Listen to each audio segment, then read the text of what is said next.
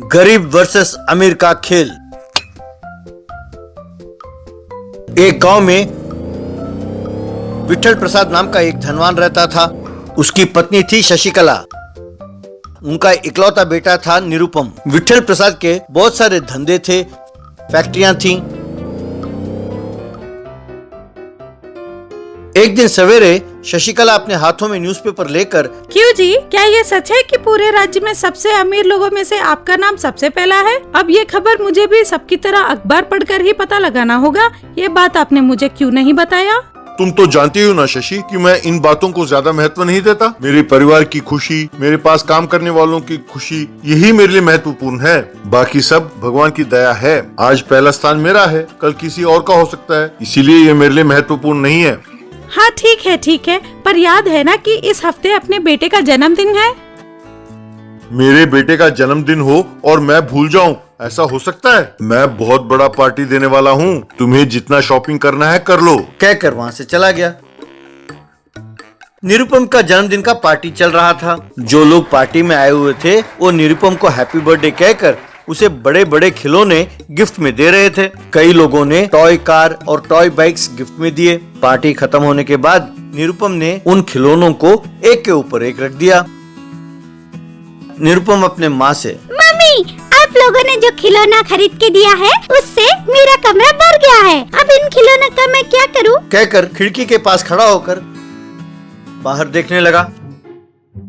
शशि भी खिड़की के पास जाकर बाहर देखने लगी। वहां बहुत सारे बस्ती के बच्चे क्रिकेट खेल रहे थे। विकेट के नाम पर 3 सूखी लकड़ियां थीं। गत्तों को अपने पैर में पैड की तरह बांध लिया। बैटिंग करने वाले लड़के के हाथ में एक बहुत पुराना बैट था। वे सब बड़े उमंग के साथ क्रिकेट खेल रहे थे।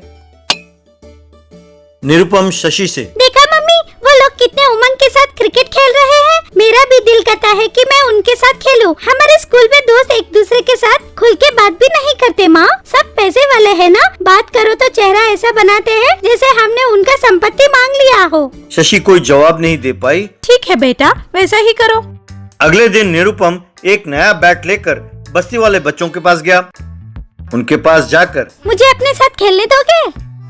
तब उनमें से एक बच्चा, हम जानते हैं कि तुम कौन हो। ये कोई ऐसा वैसा मैच नहीं है, बेट मैच है। हार गए तो बहुत नुकसान होगा। मैं भी बेट लगाता हूँ, मुझे खेलने दो ना प्लीज। तब वे बच्चे आपस में खुसुर फुसुर करने लगे। बाद में एक लड़का निरुपम से, तो ठीक है, बात सुनो, मैं 3 बॉल डालूंगा। अगर तुमने एक बॉल को भी छक्का मारा तो तुम जीत गए। 3 बॉल से ज्यादा नहीं डालूंगा, शर्त 50 की है। ठीक है, मेरे पास 50,000 है, ले लो। कहकर 500 रुपए का एक बंडल उसके हाथ में थमा दिया। वो लड़का पैसे देखकर डर गया और, क्या तुम हमें जेल भेजोगे? तुम अपने पैसे अपने पास ही रखो। मैंने 50 रुपए की बात की थी, 50,000 की नहीं। अगर हम जीत गए तो हमें पैसे नहीं, तुम अपना बैट दे दो, काफी है। बाद में उस लड़के ने बॉलिंग किया। निरुपम ने पहले ही गेंद को छक्का मारा। सब हैरान हो गए। फिर दूसरी गेंद और तीसरी गेंद को भी छक्का मारा। तब वो लड़का परेशान होकर, ये लो तुम्हारे 50 रुपए। हम लोगों ने इसे पानी पूरी खाने के लिए बचा कर रखा था, पैसे लेकर जाओ। अब फिर दोबारा हमारे साथ खेलने कभी ना आना।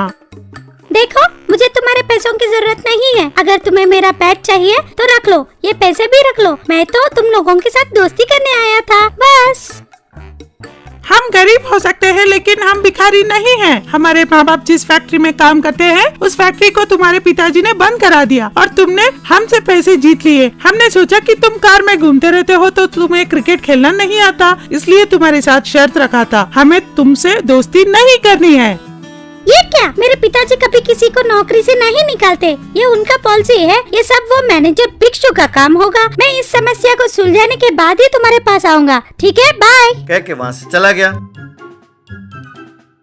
निरुपम विठल प्रसाद के ऑफिस गया ये बात जानने के लिए। वहां ऑफिस के बाहर मैनेजर भिक्षु को कहीं जाते हुए देखा। निरुपम भिक्षु का पीछा करने लगा। भिक्षु किसी व्यक्ति से मिला। हमारा प्लान बिल्कुल बढ़िया वर्कआउट हुआ है। मैंने कहा कि फैक्ट्री में नुकसान हुआ तो विठल प्रसाद ने यकीन कर लिया। मैंने सबको नौकरी से निकाल दिया। तो शुरू में वो मान नहीं रहा था, फिर मैंने उसे बहला फुसला के मनवा लिया। याद रहे तुम बेनामी हो, पहले तुम वो फैक्ट्री खरीद लो, बाद में मेरे नाम कर देना। तुमने मुझे धोखा देने की कोशिश की तो याद रहे मैं बहुत बुरा आदमी हूँ। ये सब बातें निरुपम ने अपने मोबाइल में रिकॉर्ड किया। जब विठल प्रसाद घर लौटा तो निरुपम ने उसे सब कुछ बताया और अपने फोन का वीडियो रिकॉर्डिंग दिखाया।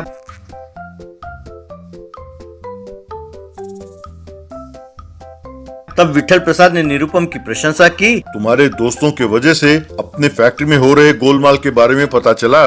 मुझे बहुत खुशी है बेटे। तुम अपने दोस्तों को अपने घर बुलाओ खाने पर, मैं उन्हें धन्यवाद करूंगा। अगले दिन निरुपम बस्ती में खेल रहे बच्चों के पास गया। निरुपम को देखते ही बस्ती के बच्चे सारे उसके पास आए। हाय, मेरा नाम बबलू है, ये चिंटू है, वो लिली और ये टिंकू। कहकर सबका परिचय कराया। बहुत धन्यवाद दोस्त, तुम्हारे पिताजी ने फैक्ट्री में काम करने वाले सबको फैक्ट्री में हिस्सा दिया है। निरुपम ने सबको अपने घर खाने पर बुलाया। बस्ती के सारे बच्चे विठल प्रसाद के घर गए। निरुपम सबको अपने बेडरूम ले गया। निरुपम के कमरे में पड़े हुए खिलौनों को देखकर सब हैरान हो गए। वे सब खुश होकर उन खिलौनों के साथ खेलने लगे।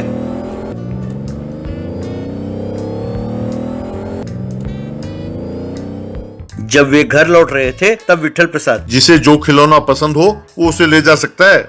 सब बच्चे कार के खिलौने और बाइक के खिलौने खुशी खुशी घर लेकर चले गए। बाद में विठल प्रसाद शशि से, आज अपना निरुपम दुनिया का सबसे बड़ा धनवान है, उसे सच्चे दोस्त मिले हैं।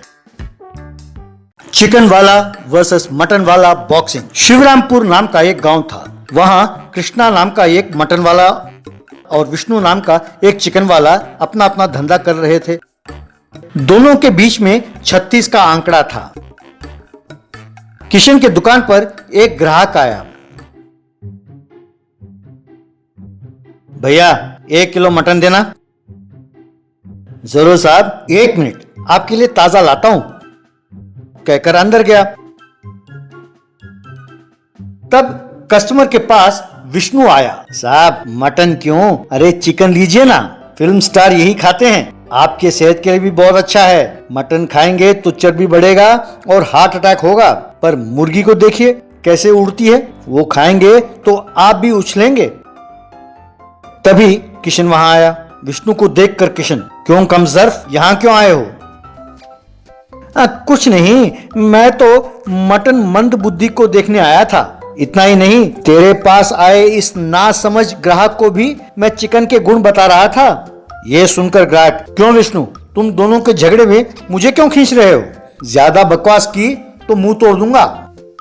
साहब आपकी तरह मेरा मटन बॉडी नहीं है, चिकन बॉडी है, उछल उछल कर मारूंगा। चुपचाप मेरी बात मानकर चिकन खरीदा तो मुझ में फिल्म हीरो को देखोगे, नहीं तो मेरे अंदर का अमरीश पुरी जाग जाएगा। अच्छा तो बुलाओ अमरीश पुरी को, हिम्मत हो तो मेरे कस्टमर को मार के दिखाओ, तब मेरे अंदर का अमिताभ बच्चन भी बाहर आएगा और दिखाएगा कि वो क्या कर सकता है। मुझे चुनौती देता है तो ये लो, कहकर ग्राहक को एक थप्पड़ मारा। अच्छा तो तू अमरीश पुरी दिखाएगा तो मैं अमिताभ बच्चन दिखाता हूं, कहकर कस्टमर को 2 थप्पड़ मारा। फिर दोनों ने मिलकर कस्टमर को धो डाला। कस्टमर ने जाकर सरपंच से शिकायत की। सरपंच ने किशन और विष्णु को बुलाया। मैं तुम दोनों को अच्छी तरह से जान गया हूं। अगर आप दोनों ये जानना चाहते हो कि बकरी महान है या चिकन, तो जंगल में विराजमान स्वामी जी के पास जाओ। तब किशन और विष्णु स्वामी जी से जाकर मिले। उनकी बातें सुनकर स्वामी जी, देखो बच्चों, इस संसार में सब महान हैं, पर वक्त के अनुसार उनकी भूमिका बदलती रहती है। अरे स्वामी जी, ऐसे बेतुकी बातें तो मैं भी सुना सकता हूँ, पर परिणाम दिखाओ, परिणाम। पहले ये बताइए कि बकरी भली या मुर्गी? अरे मूर्खों, ये सब बताने पर समझ नहीं पाओगे, अनुभव करोगे तभी समझ में आएगा, तब मेरे पास दौड़े दौड़े आओगे। जाओ। ये बातें सुनकर किशन और विष्णु वहां से चले गए। दुकान पर ग्राहक के आते ही हर रोज की तरह दोनों लड़ने पर उतर आए। कस्टमर को मारने ही वाले थे कि विष्णु की शक्ल मुर्गी की तरह और किशन की शक्ल बकरी की तरह बदल गए। उन्हें देखकर ग्राहक वहां से हट गया। तब किशन और विष्णु अपनी कल्पना में बॉक्सर में बदलकर बॉक्सिंग रिंग में मुक्केबाजी करने लगे। उन्हें काफी चोट लग रही थी, उनके कपड़े भी फट गए।